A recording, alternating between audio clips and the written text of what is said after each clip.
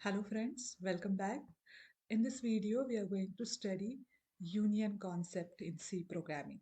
Okay, so syntactically, if you say it is very much similar to structure, but there are some differences that we are going to study here. Okay, so let us declare one structure and one union, and with reference to that union and structure declaration, we will see the differences. So just consider this example. We have structure ABC and this is our union XYZ. So basically, whenever you are creating a union, you have to use this keyword union in small case. Okay, exactly like a structure. And if as you can observe here, the definition or the syntax is quite same. Just instead of struct, you have to write union here. So we have a structure ABC having A, B, C, three members. One is of type integer, another is float, and third one is of type character array. Similarly, we have a union XYZ, and it is having three elements or three members, that is XYZ of type int, float, and character array respectively. Now, besides this syntactical difference, what is the another difference between structure and union? Okay, so whenever you declare a structure and you create a structure variable, memory is allocated for all the members in the structure. Okay, means here what happened? If I create a object, if I create a variable of a structure ABC, say small ABC, memory will be allocated for A, it will be allocated for B, and as well as it will be allocated for C. Means all the members in the structure get a memory allocated for them. But whenever I create a variable of union, say union XYZ, variable name is small xyz. So memory is allocated for highest member or the member having highest memory requirement.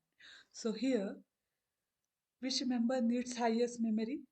This character array. Okay, we know that for each character there is 1 byte of memory. In my machine, it is 64-bit machine. Here, integer acquires 4 bytes of memory and float also acquires 4 bytes of memory. So here I'll say for this it will acquire 4. For this it will acquire 4. Each character 1 byte. So we have 20 characters. So it will acquire 20 bytes of memory. Okay. Same case will be here. So what structure does? Structure allocate 28 bytes of memory. But union acquires the memory for highest memory requirement data member. So in this case, it is this one. So the memory allocated will be what? 20 bytes of memory. So whenever there is requirement that you want to store either member in the memory, not all. See, what structure suggests, if you need to store the information of each and every member, then definitely you will use structure.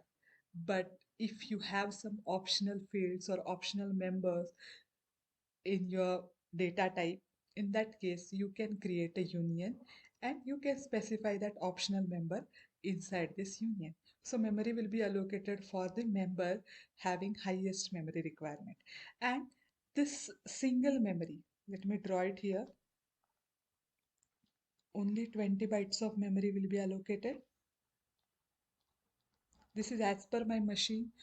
Depending on your machine configuration, this data will vary. Okay, remember this thing. So this particular memory is shared by all the members of a union. Means this X gets stored at this memory location, Y also gets stored at this memory location, and Z also. Means either, definitely, either one member gets stored at this memory location.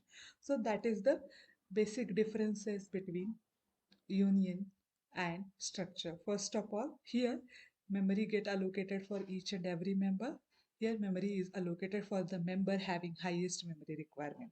At a time in structure, you can store data for each and every member, whereas in case of union, only one member can be stored at a time. So whenever you want to store a data for each and every member of a structure, then you can use a structure. Okay, each and every member of your data type, you can use a structure. But if you want to store either member, multiple fields are optional. In that case, you can go for union. So let us see this particular points practically. So here you can see that I have already wrote a program which is having one ABC structure and XYZ union. The same declaration that I have defined there while explaining you. The same I used here, ABC of type integer, float and character respectively, and XYZ in float character respectively. Here I created two variables. One is of union and one is of structure. A is of union and X is of A is of structure and X is of union. And here I'm printing the memory requirement of them. Okay, so here I define the data type, and for that I use size of operator. I hope all of you remember this. So if you are not aware of that part, please watch the video related to size of operator. I'll attach a link of that video in the description below. Okay, so size of operator basically gives you the memory requirement of a particular variable or a data type. So here I can specify the data type. Okay, as I mentioned here, I can specify the data type or I can specify the variable also. Anyone is valid. So here what will I do? Here I'll specify the variable and here I'll specify the data type. And again, just to understand, I printed the memory requirement of each and every primitive data type that we used inside the structure and union. Okay, so you can easily understand how the memory get allocated for it. So let us execute it. Let me save it first. See, memory requirement for structure is 20 and memory requirement for union is memory requirement for structure is 28 and memory requirement for union is 20. Okay, and this is the individual memory requirement for integer. This one is for float and this one is for character, right? So I hope from this output you can understand that only a memory for member having highest memory requirement is allocated for the union, whereas in case of structure, memory is allocated for each and every data member. Okay, so this is the one difference. And then the next difference that I told is that only only one data member you can store in union. Okay, so let us observe the output of this. What I did, I created a union XYZ having three members XYZ, and here I declare the variable of union XYZ in small case XYZ, and I assign this value. Okay, I assign all the three values, and here I'm printing it. Here I'm printing it. So let us observe the output and then I'll explain you. See which value we have assigned. Just let me minimize this. See, we assign value 10 to X. We assign value 13.4 to Y. And we assign value hello to Z. But what it did, it only displays the third variable value correctly. These two values get corrupted. Why?